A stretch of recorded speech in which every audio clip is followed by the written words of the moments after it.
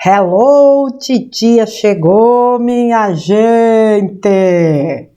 Pessoal, eu vou falar uma coisa para vocês.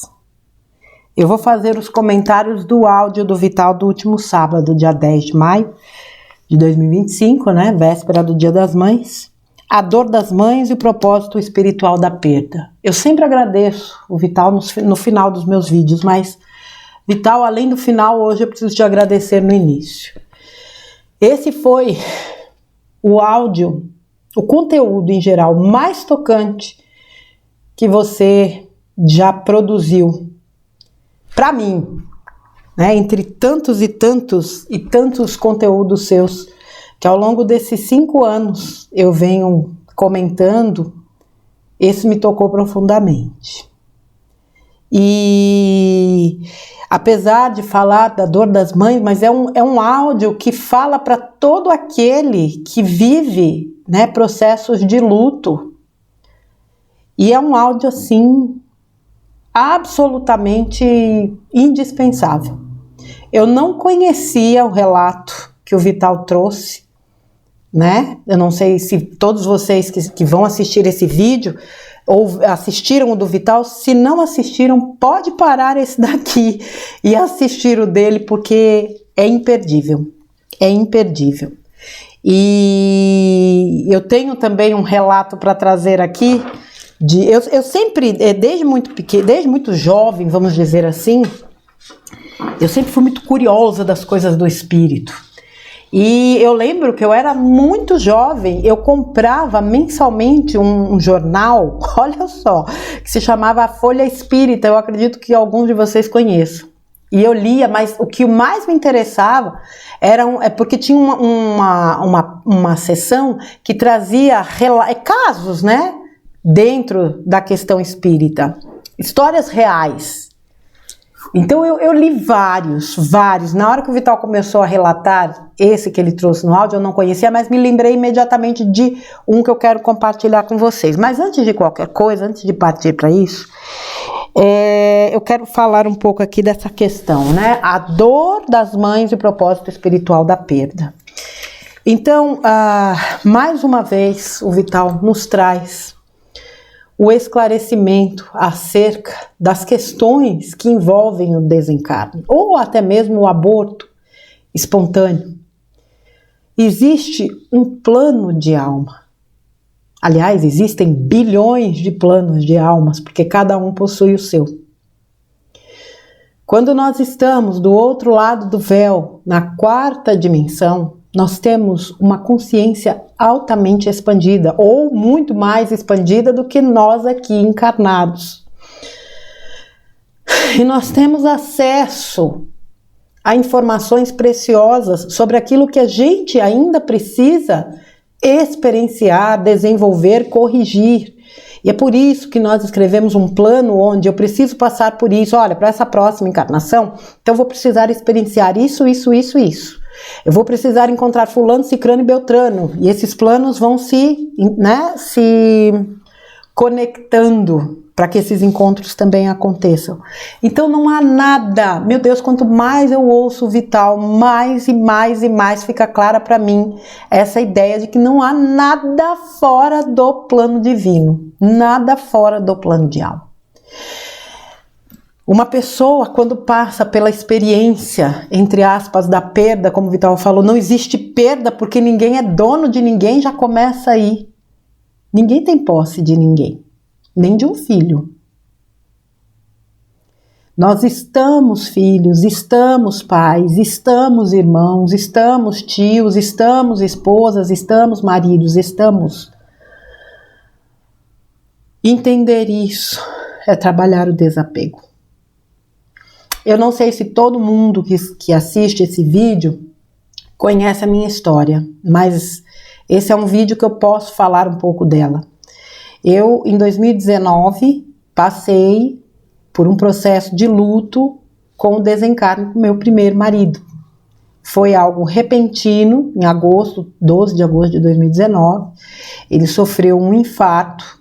E eu quero falar disso para compartilhar um pouco com vocês, embora alguns já me acompanhem há muito tempo e conheçam, mas eu sei que entrou muita gente nesse canal e que tem acessado os vídeos recentemente. Eu quero compartilhar essa questão, porque quando o Vital foi falando, eu fui me vendo dentro daquilo que ele dizia, né, acerca da consciência, da gente ter o entendimento, mas praticar. Eu li Kardec acho que 15 anos de idade. Eu não aceitava aquele porque sim, porque não, aquela coisa de religião que vocês já estão cansados de saber.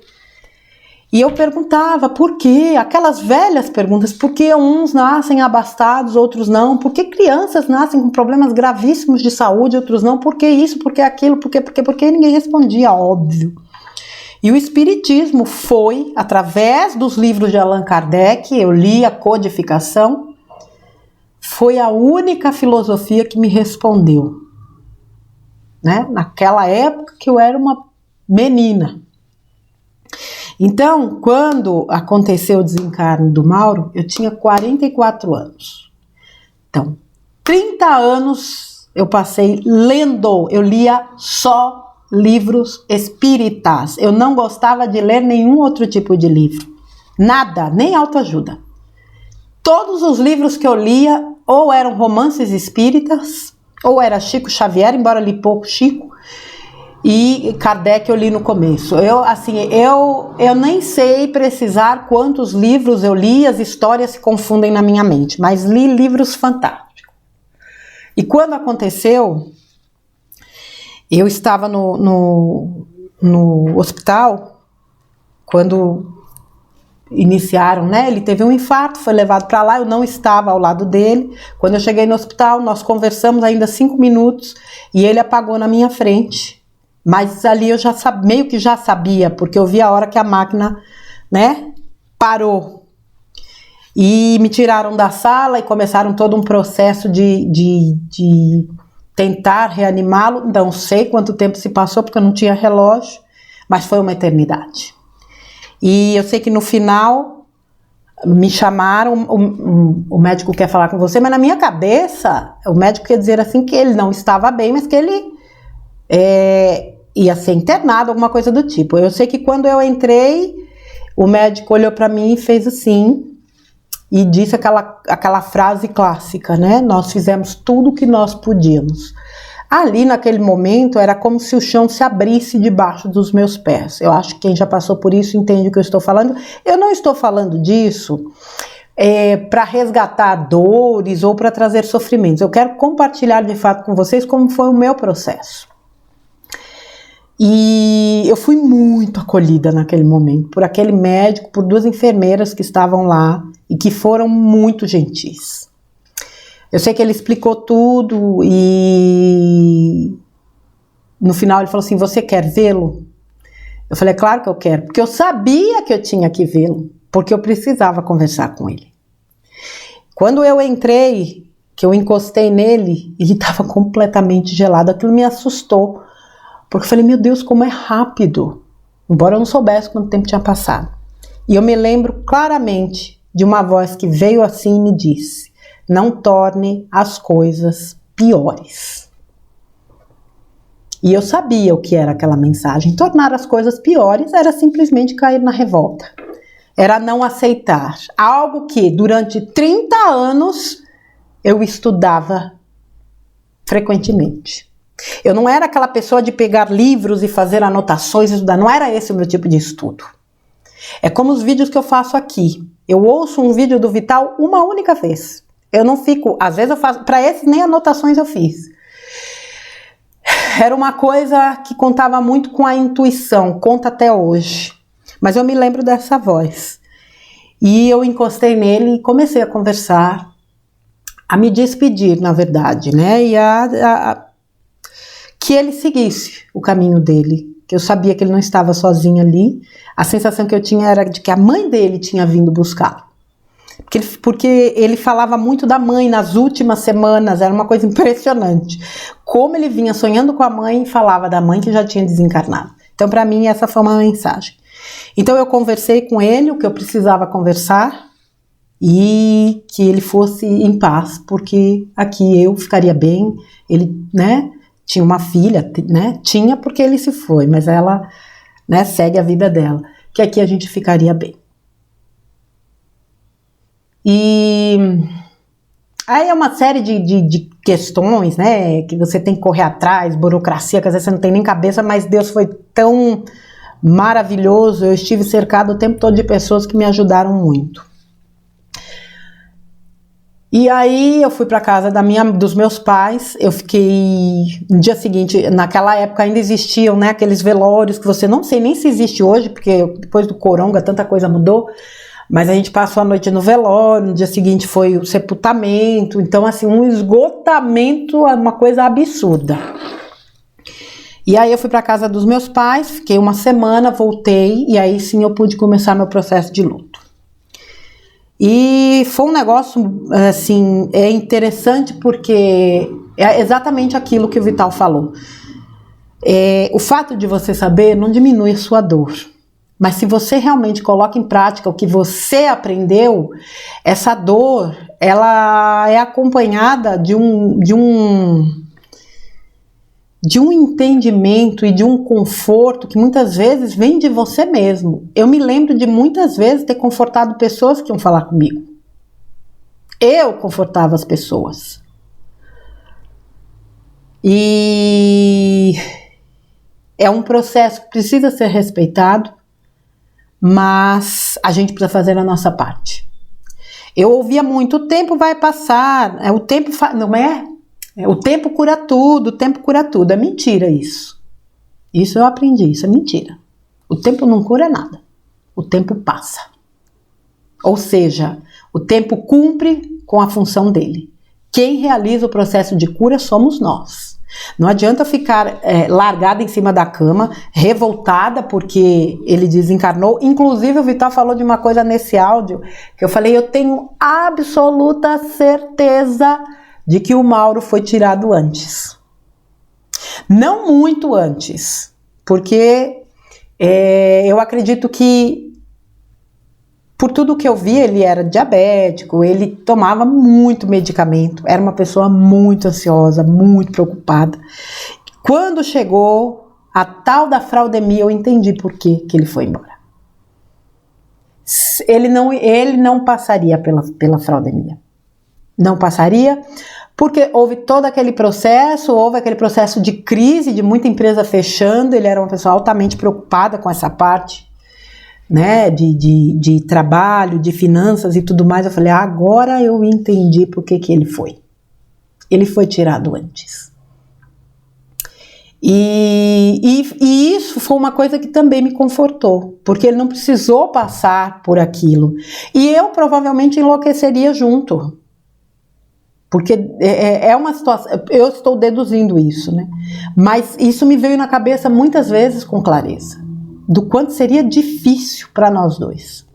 Enfim, sem falar nas ninas, né? Até porque foi na fraudemia que eu entrei num processo de despertar de consciência realmente, né? Então eu não sei o que poderia ter acontecido e tudo foi como tinha que ser. Mas enfim, eu fui trabalhando o luto dentro de mim, passando por muitas fases. Eu questionei muito. Eu nunca me revoltei, mas eu questionei se precisava ser daquele jeito e tudo mais. Eu não tinha o entendimento do plano de alma. Naquela época eu estava começando a acessar o conteúdo do Vital, e talvez o Vital nem se lembre disso, acredito que não lembre, são tantas as pessoas.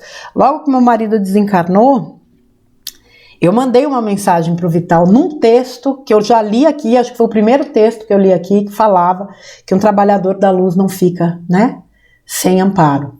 Porque aquele texto para mim foi a resposta do desencarne dele.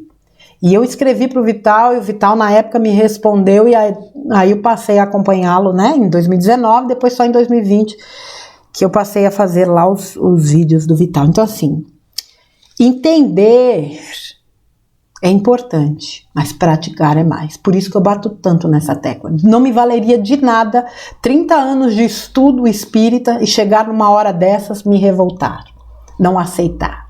Fazer aquele inferno da minha vida e talvez da vida dos outros e até mesmo da vida dele, que tinha desencarnado. E eu lembro que muitas respostas foram chegando de muitas formas. Então quando a gente realmente aceitar, as coisas acontecem. E num determinado momento me chegou a informação de que a minha lição era confiar na espiritualidade através do luto. Porque em outras vidas, embora eu nunca tenha efetuado, né, um suicídio, foram muitas as vezes que eu estive perto por conta de ter perdido alguém. Perdido entre aspas. E isso foi uma coisa importante para mim. Quando eu passei a trabalhar a ideia de que ele não era meu marido, mas ele esteve nesta condição porque nós tínhamos um plano até aquele momento, e que a partir dali ele seguiria, porque eu tinha um plano aqui, e a minha trajetória mudou completamente depois que ele se foi. Aí eu entrei de fato no meu caminho espiritual, eu entendi muita coisa. Então eu só estou compartilhando isso com vocês porque é a minha vivência. E é real. É real esse processo de cura quando a gente está disposto a se curar. A gente nunca esquece uma pessoa que esteve na nossa vida, que é importante pra gente. Mas hoje eu olho e eu falo assim, puxa vida, se não fosse por tudo isso, eu não estaria aqui conversando com vocês, falando disso tudo. Eu não teria condições de receber pessoas nos meus atendimentos que passam por processos de luto e dizer para elas as coisas que eu digo. Eu não teria condições, eu até teria condições, mas não com essa, com a vivência em si, né? Com a bagagem da vivência. É diferente quando você vive uma situação e você vai conversar com alguém que está vivendo aquilo que você viveu.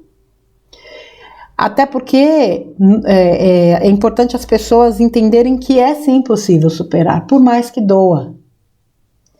A dor, como o Vital falou nesse áudio, ela não precisa ser vivida dessa forma tão intensa e tão absurda. Eu vejo tanta gente que se descabela e que se apega de um jeito que não percebe que aquilo só faz mal para ela e mesmo para quem partiu. O Vital falou muito da questão, né, de mães que perdem filhos, dos filhos que se vão antes dos pais, e que cada um de nós tem seu plano. Tem gente que precisa de 100 anos, tem gente que precisa de 50 anos, tem gente que precisa de 1 ano, tem gente que não precisa nascer, só precisa daqueles meses na barriga. E em muitos desses casos estão os suicidas, que precisam cumprir aquilo que lhe faltava. Como ele deu exemplo, a pessoa precisava de viver 60 anos, se suicidou com 50, ela vem, cumpre aqueles 10 e vai.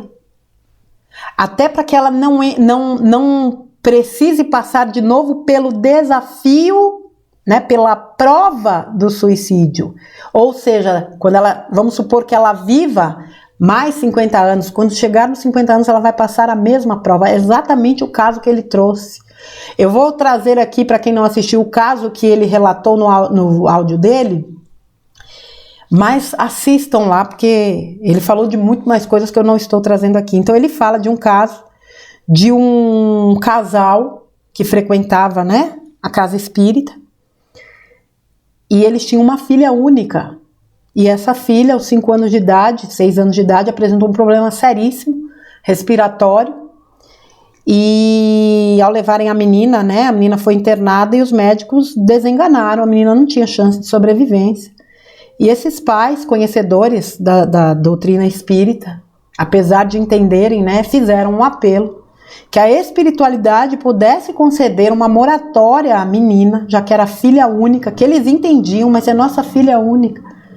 E que se ela vivesse, eles se dedicariam ao máximo à educação dela, né? Educação acadêmica, educação moral, para que ela se tornasse uma médica e pudesse salvar pessoas, né? Então foi uma proposta que eles fizeram e foi aceita. A espiritualidade aceitou.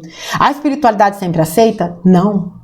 Uma série de fatores são levados em consideração. Uma série de fatores são levados em consideração. Deixa eu marcar aqui uma coisa que eu lembrei que eu não posso esquecer de falar.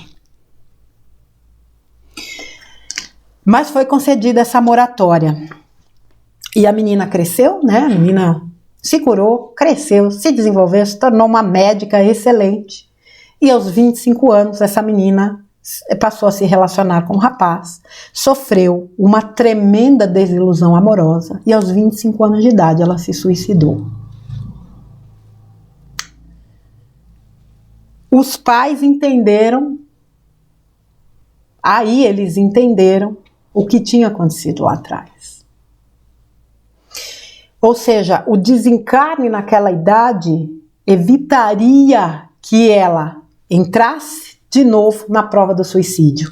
Eles, frequentando casa espírita, receberam a informação de que aquele espírito que havia sido a filha deles nesta encarnação, numa encarnação passada, sofreu uma desilusão e se suicidou aos 25 anos de idade. Ou seja, o que precisa vir para sua vida virá.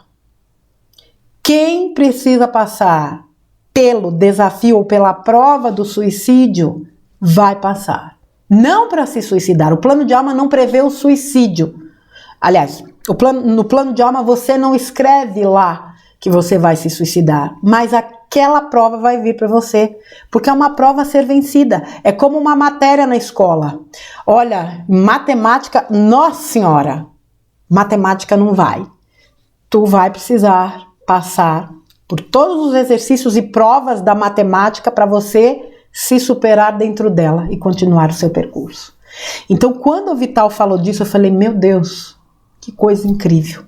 Como a espiritualidade nos ensina. Então, entre aspas, talvez, se a menina tivesse desencarnado, talvez não, né? Se a menina tivesse desencarnado aos 6 anos, ela não passaria por essa prova. O que eu quero dizer com isso? Aí a minha opinião. Como a gente tem que ter cuidado com aquilo que a gente pede, especialmente com relação ao outro. Meu Deus, cura aquela pessoa. Você não sabe o que aquela pessoa precisa. É claro que a gente quer as pessoas que a gente ama conosco, mas ninguém sabe a bagagem do outro. Eu tenho aqui 2 histórias para contar, porque eu me lembrei de uma agora. Mas eu vou contar primeiro uma que eu ouvi há muitos anos, inclusive no Dicas eu tinha feito esse caso. Um casal sempre quis ter filhos. E por algum motivo, eu não lembro se a mãe ou o pai, eu não me lembro de todos os detalhes também, tá, gente? Mas basicamente a história é essa. Eu não lembro qual dos dois tinha um problema que impossibilitava ter um filho. Eu sei que depois de muito tempo, muitos tratamentos, eles eram espíritas, inclusive, eles conseguiram. Quando ela engravidou, eles passaram a fazer o pré-natal. Só um minutinho, gente. Deixa eu só pegar a palavra certa aqui, que às vezes eu confundo, tá? Isso. Quando foram fazer o pré-natal, foi identificado que a criança era acéfala, ou seja, ela não tinha o cérebro. Aquilo foi um choque para o casal. E o que eles ouviram do médico? Olha, essa criança não vai sobreviver, então eu indico que vocês façam um aborto. Os pais foram radicais, nem pensar.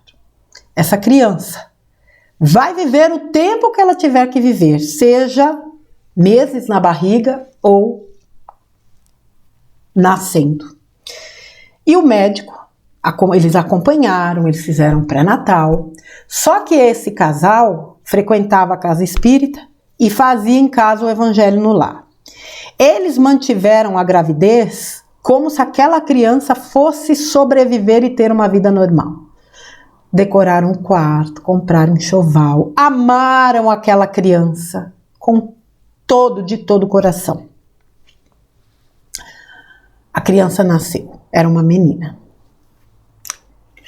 Ela sobreviveu por 72 horas, se não me falha a memória, e desencarnou. Mesmo sabendo que aquela criança não sobreviveria, claro que foi um choque para os pais. O tempo passou, eles continuaram, frequentando a casa espírita, e um belo dia, num trabalho de manifestação, um trabalho de reunião mediúnica, desculpe, uma médium começou a apresentar um comportamento, o dirigente percebeu e autorizou que aquele espírito se manifestasse. Quando o espírito se manifestou, ela se identificou como Raquel. E ela disse que estava ali naquele momento porque ela queria agradecer.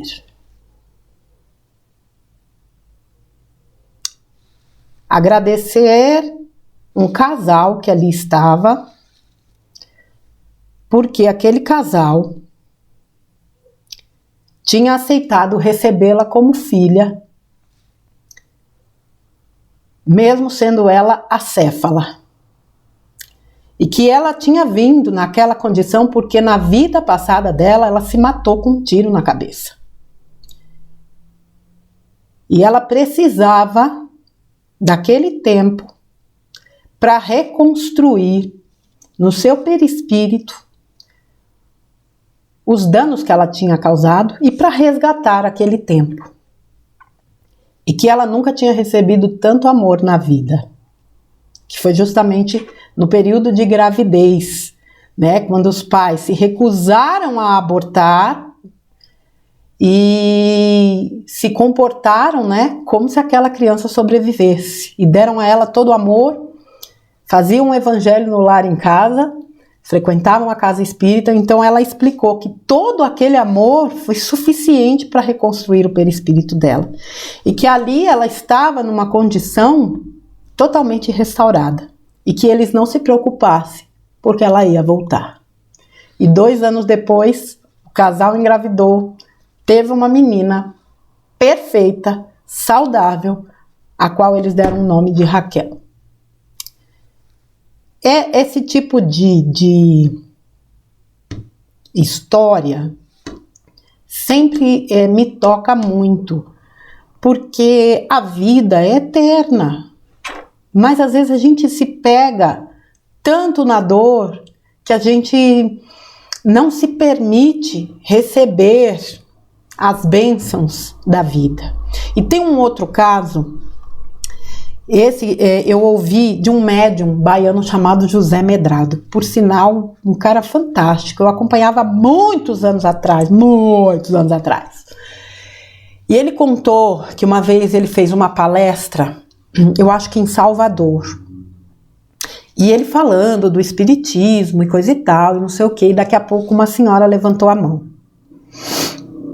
Ele deu a palavra a ela, ela falou assim: você fala tanto de Deus, de Jesus, dos espíritos, como é que você me explica o fato de que eu, tendo uma filha única, hoje vivo a maior dor da minha vida, porque a minha filha, há cerca de 1 mês, desencarnou no dia em que ela completava 15 anos, vítima de um choque.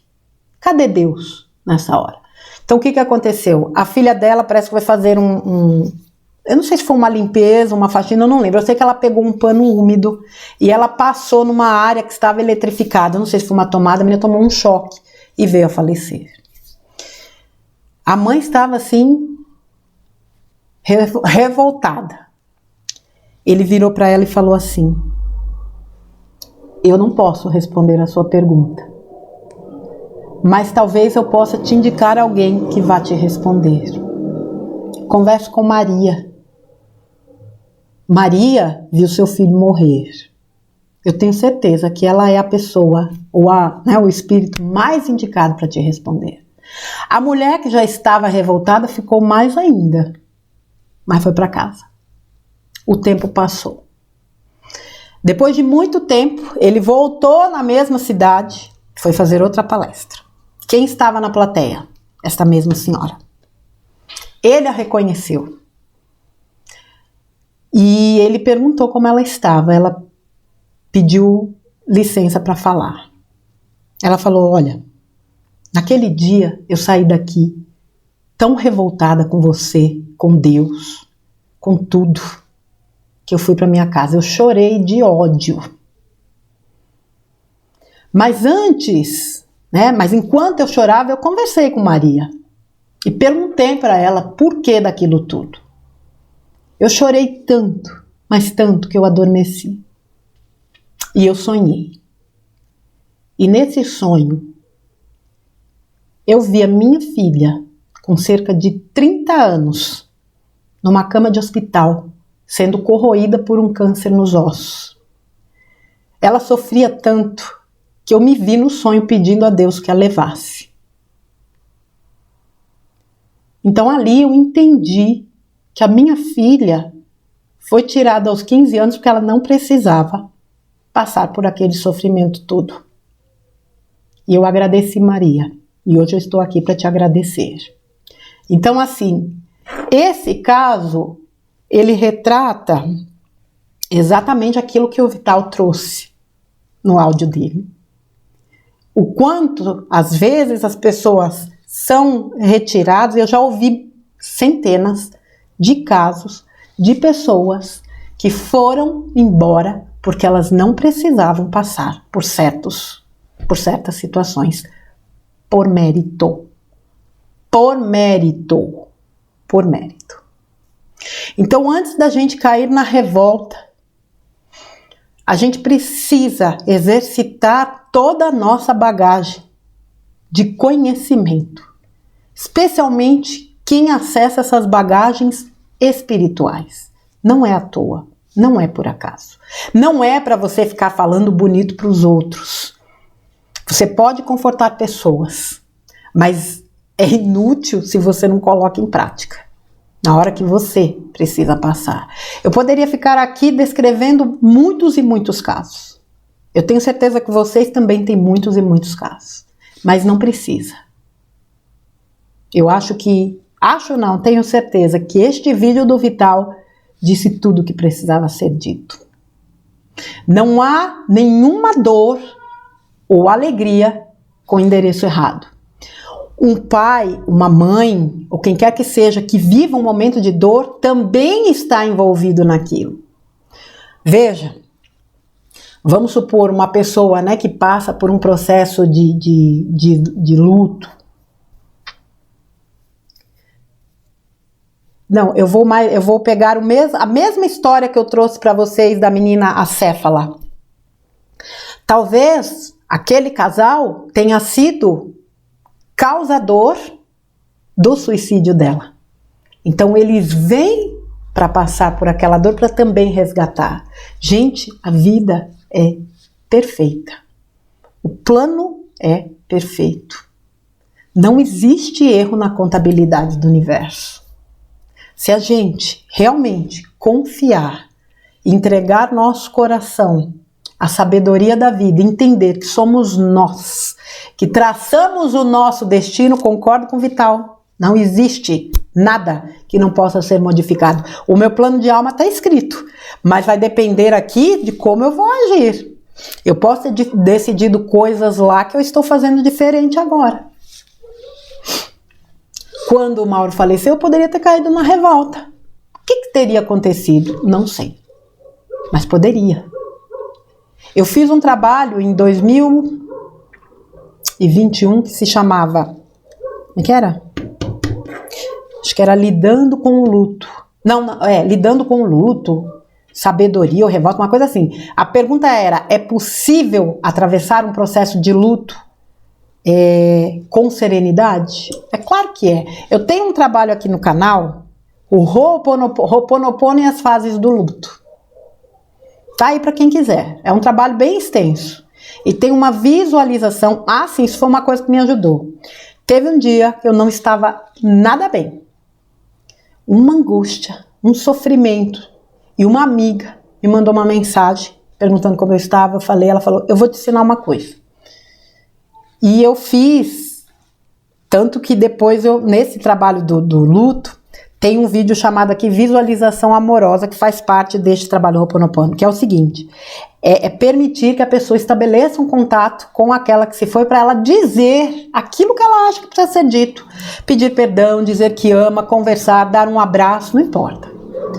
Como se fosse um fechamento de ciclo. E eu fiz isso também, me ajudou muito, muito. Muito, muito, muito, muito. Então, assim, outra coisa que eu fiz, Eu fui fazer um tratamento numa casa espírita. Tem gente que se coloca assim, porque sabe das coisas, se coloca no patamar assim, não precisa da ajuda de ninguém. Eu fiz 12 semanas de tratamento, tomando passe individual numa casa espírita, na qual depois eu fui trabalhar como orientadora em reunião mediúnica durante 2 anos. E foi uma experiência espetacular para mim. Então, assim, eu sabia muita coisa. Eu estava atravessando o meu processo, mas eu não abri mão de procurar ajuda. Toda ajuda é bem-vinda. Então, a gente precisa se permitir. Se permitir. Sem dúvidas, o entendimento abre muitas portas, mas eu preciso praticar. E isso envolve uma série de coisas, inclusive pedir ajuda. Tá bom, gente?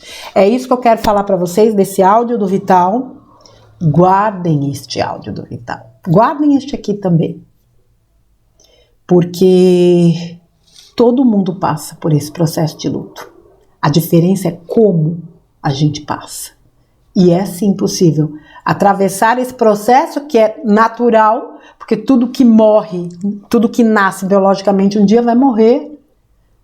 A gente tem conhecimento disso, nós já saímos daqui e voltamos tantas vezes, assim como as pessoas no nosso entorno.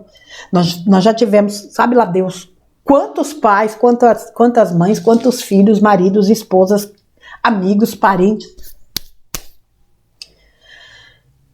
Mas as coisas foram sendo conduzidas, parece, de uma forma a deixar as pessoas tão apegadas só a isso aqui.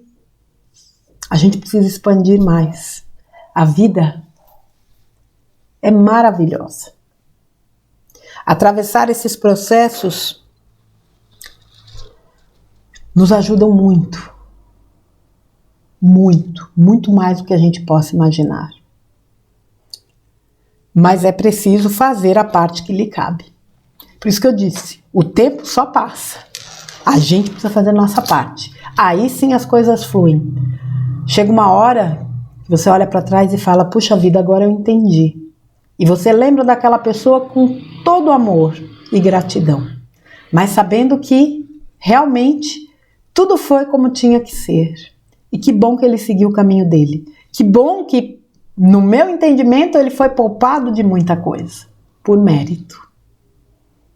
E que não ficou em cima de uma cama, porque tem gente que tem um apego tão grande e prefere ver a pessoa sofrendo em cima de uma cama do que permitir que ela se vá. Isso é egoísmo. Isso não é amor. Amor, eu sempre disse isso. Aliás, eu dizia muito isso, né? O amor liberta, não prende. Tá bom, gente? Vital, mais uma vez, muito, muito obrigada por este conteúdo. Que inspiração. Tudo vem no momento certo. E era esse o momento de você trazer esse material pra gente. Um abraço grande pra você, meu querido. Fica aí, então, né, meus comentários sobre o vídeo A Dor das Mães e o Propósito Espiritual da Perda, de sábado, dia 10 de maio de 2025. Que vocês tenham uma semana abençoada, crianças. Um grande beijo para todos vocês. Fiquem com Deus e a gente se vê no próximo conteúdo. Até lá.